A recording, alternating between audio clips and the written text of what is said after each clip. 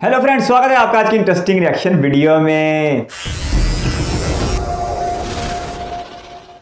Proxy war एक ऐसा term जिसके बारे में आपने कभी ना कभी सुना होगा। प्रॉक्सी वॉर का मतलब एक ऐसा अनडिक्लेयर्ड वॉर है जिसका इस्तेमाल राइवल देश एक दूसरे को कमजोर करने के लिए करते हैं। रिबल फोर्सेस को आर्म्स, मनी और बाकी तरह के सपोर्ट से राइवल देशों को इंटरनली ब्रेक करना इस प्रॉक्सी वॉर का मेन मकसद होता है। इस तरह के वॉर्स का इतिहास काफी पुराना है, लेकिन ये मॉडर्न टाइम्स में काफी प्रचलित हुए। वर्ल्ड वॉर्स में हुए मैसिव डिसरप्शंस के बाद भी दुनिया में कॉन्फ्लिक्ट्स खत्म नहीं हुए, लेकिन दुनिया भर के बड़े देशों ने कई international laws, rules and regulations बनाए ताकि एग्रेसिव देशों को वॉर्स इनिशिएट करने से रोका जा सके। अगर कोई देश एग्रेशन दिखाकर अपने राइवल को डायरेक्टली अटैक करता है तो इंटरनेशनल कम्युनिटी उसके खिलाफ सैंक्शंस या वॉर जैसे एक्शंस ले सकती है। इसका एक एग्जाम्पल गल्फ वॉर में दिखा, जहां कुवैत इन्वेजन के खिलाफ यूएस लेड फोर्सेस ने इराक पर अटैक किया। ऐसे इवेंट्स के चलते कई देश एक फुल स्केल वॉर में इन्वॉल्व होने से बचने लगे, लेकिन उन्होंने प्रॉक्सी वॉर्स जैसे तरीके इस्तेमाल करने शुरू कर दिए, जिसमें एग्रेसर देश को कंक्लूसिव तरीके से ब्लेम कर पाना मुश्किल होता है, और ऐसे में एग्रेसिव देश सैंक्शंस और इंटरनेशनल कम्युनिटी के ज्वाइंट अटैक से बच जाते हैं, लेकिन साथ में वो अपने मकसद में कामयाब भी हो जाते हैं। इसलिए प्रॉक्सी वॉर पर फेमस डिक्टम सांप भी मर जाए और लाठी भी न टूटे अप्लाई किया जा सकता है। खैर, ऐसे ही प्रॉक्सी वॉर्स आज इंडिया भी झेल रहा है। पाकिस्तान इंडिया से 4 फुल स्केल वॉर्स में मात खाने और इंटरनेशनल कम्युनिटीज से फटकार खाने के बाद समझ गया कि उसके लिए इंडिया को फुल स्केल वॉर में हरा पाना नामुमकिन है। इसलिए उसने सेपरेटिस्ट, टेररिस्ट और ऑर्गेनाइज्ड क्रिमिनल्स की मदद से कश्मीर से लेकर मुंबई तक इंडिया के खिलाफ एक प्रॉक्सी वॉर छेड़ रखा है। इस प्रॉक्सी वॉर में पाकिस्तानी इंटेलिजेंस आईएसआई के रोल को लेकर इंडिया ने कई सबूत वर्ल्ड लेवल पर सबमिट किए, लेकिन चूंकि ये खुफिया एजेंसीज सीक्रेटिवली ऑपरेट करती हैं, इसलिए इनके खिलाफ सबूत जुटा पाना और उसमें पाकिस्तान गवर्नमेंट और आर्मी के रोल को एस्टैब्लिश कर पाना काफी कठिन हो जाता है।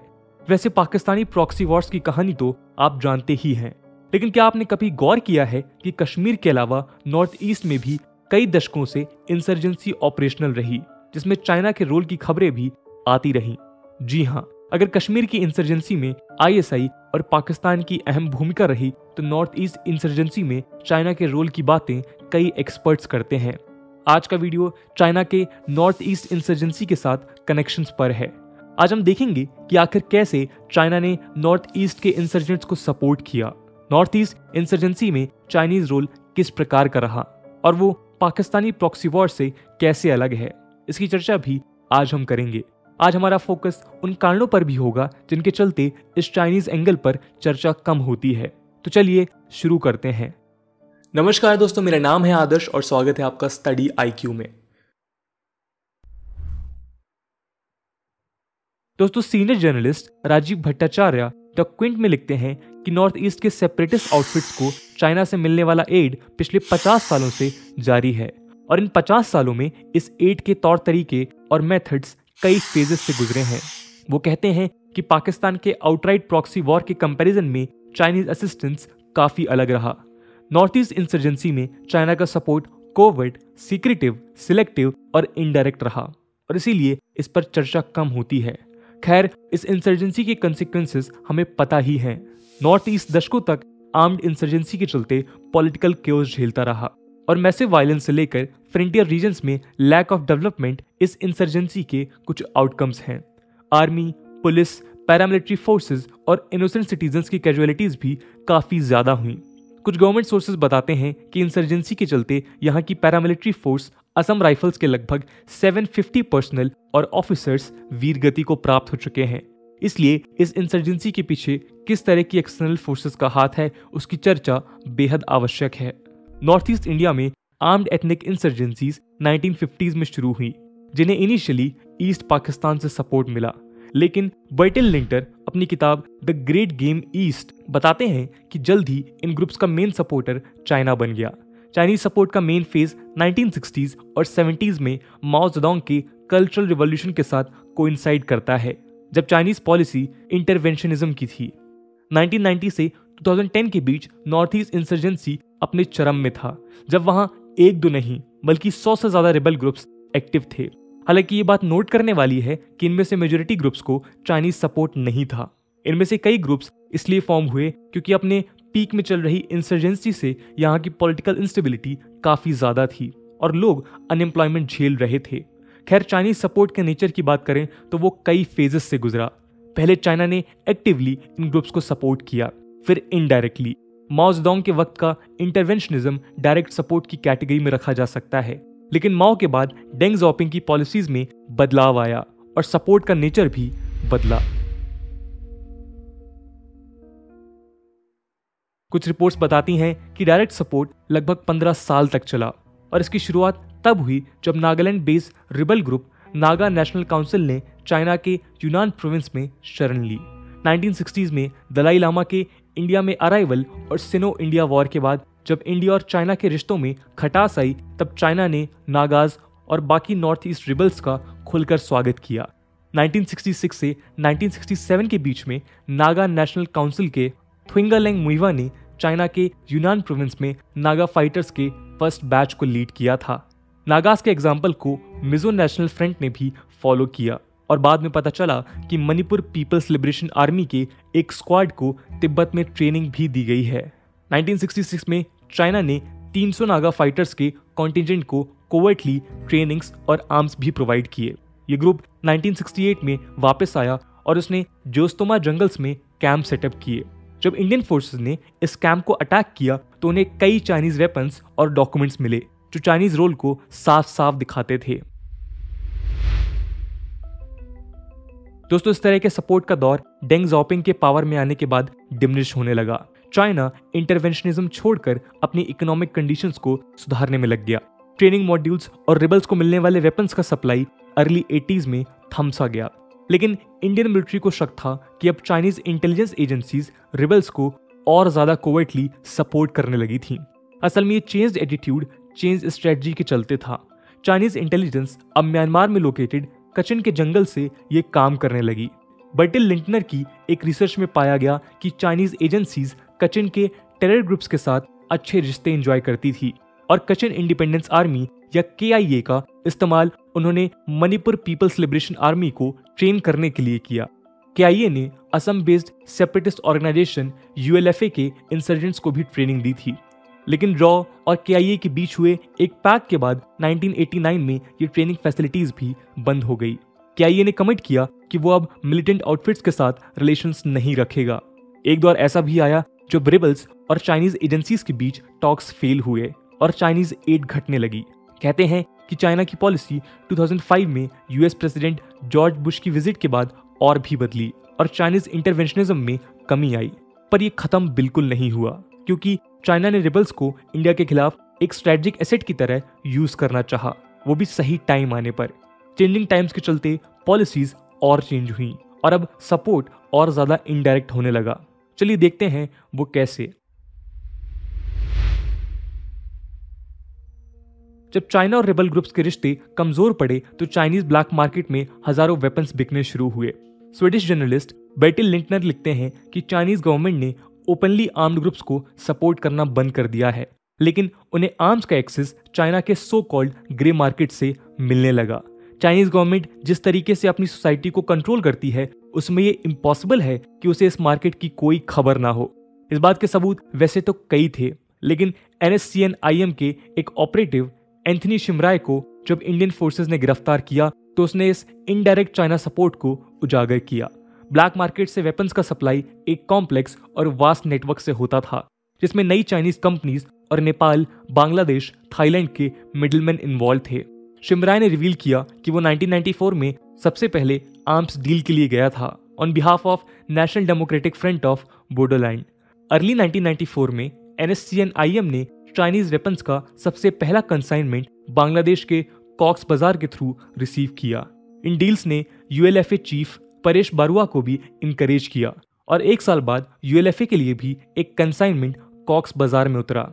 इसके बाद कॉक्स बाजार में ऐसे कंसाइनमेंट की झड़ी लग गई जिसकी चर्चा farmer BSF director general Ian Rammohan अपनी किताब इंसर्जेंट फ्रंटियर्स में करते हैं। इसके बाद 1997 में डिसाइड हुआ कि ULFA के लिए वेपन्स का एक कंसाइनमेंट भूटान की हा वैली में ड्रॉप किया जाएगा, लेकिन इसकी खबर इंडियन एजेंसीज को मिली और प्लान कैंसिल हो गया। खैर एनआईए ने 2011 में NSCN-IM के तांगखुल और शिमराय के खिलाफ चार्जशीट में $12 लाख के इलीगल आर्म्स स्मगलिंग का आरोप लगाया। इसके तहत rifles, machine guns, grenades, pistols और ग्रेनेड लॉन्चर्स कॉक्स बाजार के थ्रू नॉर्थ ईस्ट भेजे गए।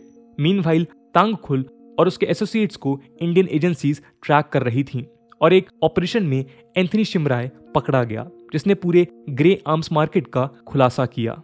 दोस्तों, ये arms procurement Chinese civil defence company Norinco के थ्रू होते थे, जिनमें AK series rifles, M16, machine guns, sniper rifles और रॉकेट लॉन्चर्स आते थे। 2013 में सिप्री की China's export of small arms and light weapons report ने बताया कि साउथ ईस्ट एशिया के कई गन मर्चेंट्स और ब्लैक हाउस जैसी एजेंसीज जिनमें चाइनीज मिलिट्री के रिटायर्ड मेंबर्स थे, उन्होंने इन स्मॉल आर्म्स को रिबल ग्रुप्स को बेचने का भरपूर प्रयास किया। ये स्मॉल आर्म्स सिर्फ नॉर्थ ईस्ट इंसर्जेंट्स नहीं यूज कर रहे थे, बल्कि नेपाल के माओइस्ट और अफगानिस्तान के तालिबानी भी इन्हें खरीद रहे थे। 24 जून 2020 को ऐसा ही एक चाइनीज मेड वेपन्स का कंसाइनमेंट थाईलैंड म्यांमार बॉर्डर के पास सीज भी हुआ था।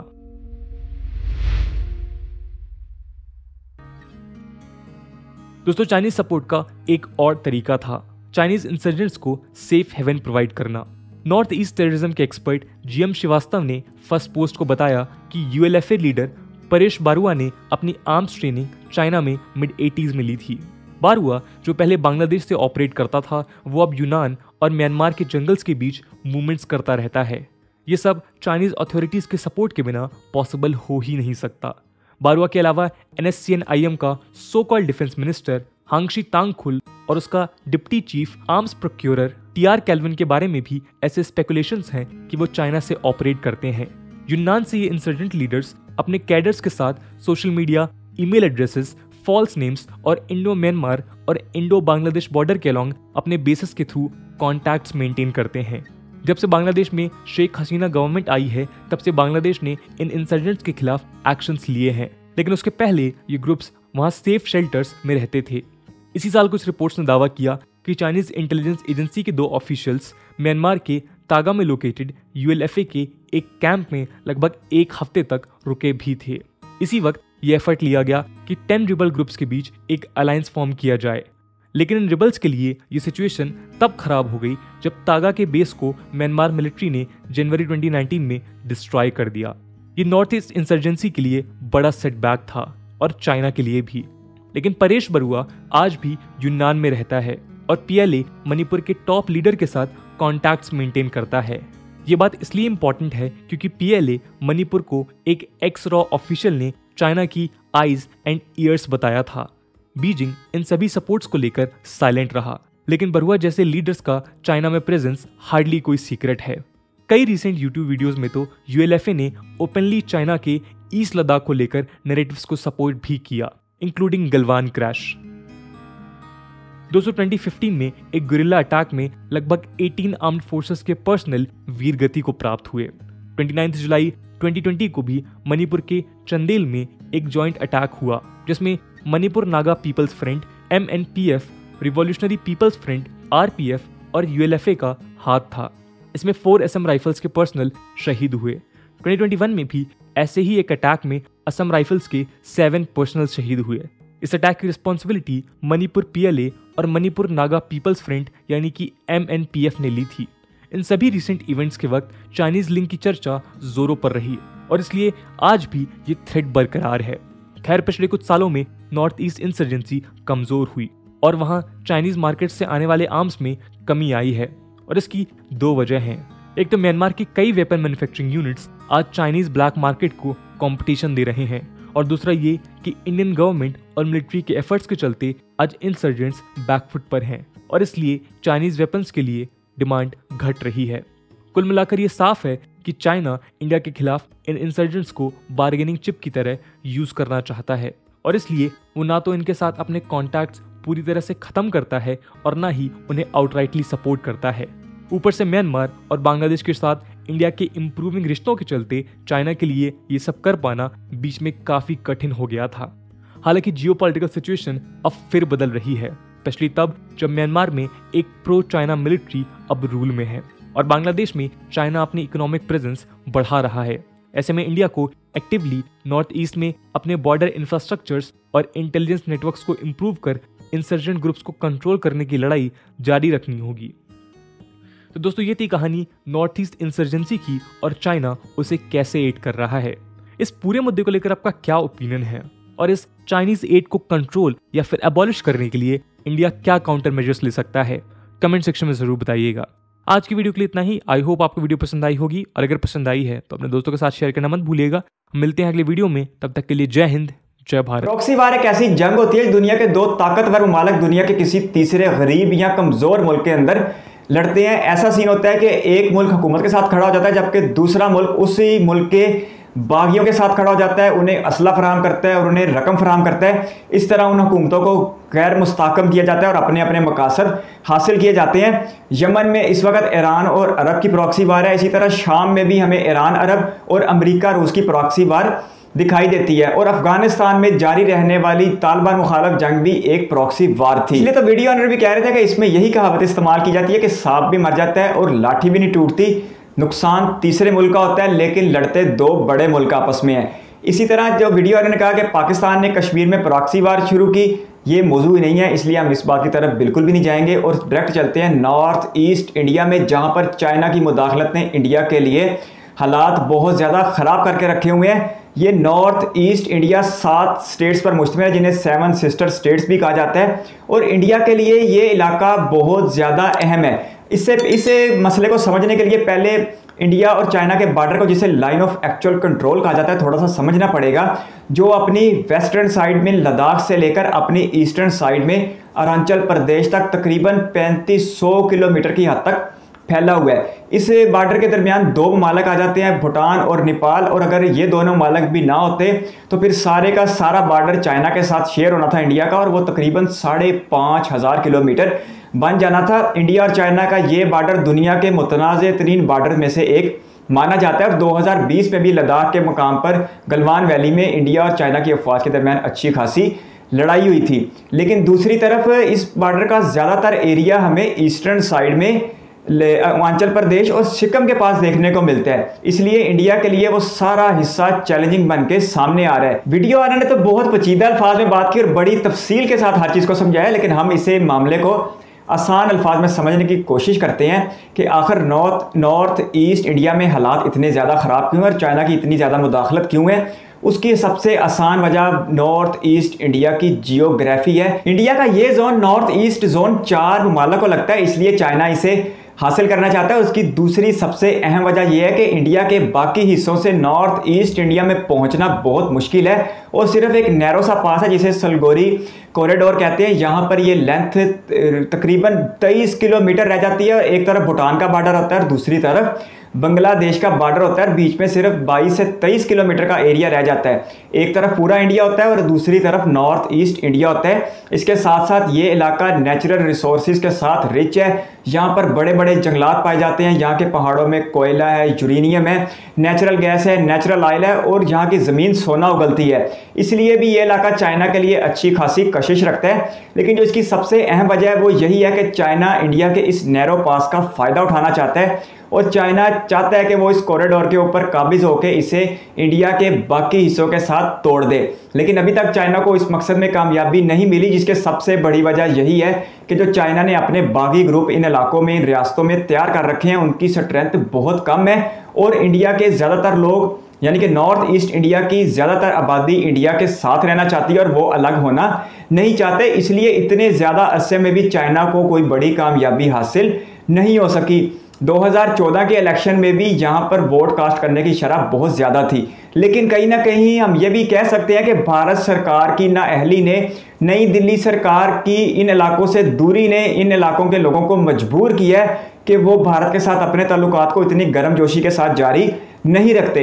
क्योंकि यहाँ पे हमने वीडियो में भी कह रहे थे कि इस इलाके में गुर्बत ज़्यादा है, पसमानदगी ज़्यादा है और यहाँ पर बेरोज़गारी की शरह भी ज़्यादा है। तो अगर ऐसे मसाइल होंगे तो फिर वहाँ के लोग दुश्मनों के हाथों ज़रूर इस्तेमाल होंगे। इंडिया के बाकी इलाकों की निस्बत यहाँ पर कुदरती आफात भी बहुत ज़्यादा आती हैं और असम हर साल बड़े सैलाबों को फेस करता है। आजकल भी ऐसा एक सैलाब जारी है और एक अंदाजे के मुताबिक हर साल सिर्फ असम की रियासत के अंदर 200 करोड़ रुपए से ज़्यादा नुकसान हो जाता है और सैकड़ों लोग मारे जाते हैं। लेकिन उसके बाद भी भारत सरकार की इमदाद इतनी ज़्यादा नहीं होती जो यहाँ के लोगों का नुकसान पूरा कर सके। इसमें कोई शक नहीं कि दुनिया जानती है कि चाइना इंडिया के इस बड़े इलाके को, जो तकरीबन 2,62,000 मुरब्बा किलोमीटर पर फैला हुआ है, हासिल करना चाहता है और इंडिया के इन 4.5 करोड़ लोगों को इंडिया के दूसरे हिस्सों से अलग करना चाहता है। लेकिन ऐसा होगा तो नहीं, लेकिन अगर ऐसा हो जाता है तो आने वाले वक्तों में ये लोग चाइना के साथ बड़ी आसानी से एडजस्ट हो जाएंगे, क्योंकि इन लोगों की ज़ुबान, लिबास, सकाफत, रहन सहन बहुत कुछ चाइना के साथ मिलता जुलता है। नॉर्थ ईस्ट इंडिया का पार्ट है और जब तक यहाँ के लोगों की अक्सरियत इस बात पर राज़ी है कि वो इंडियन शहरी रहेंगे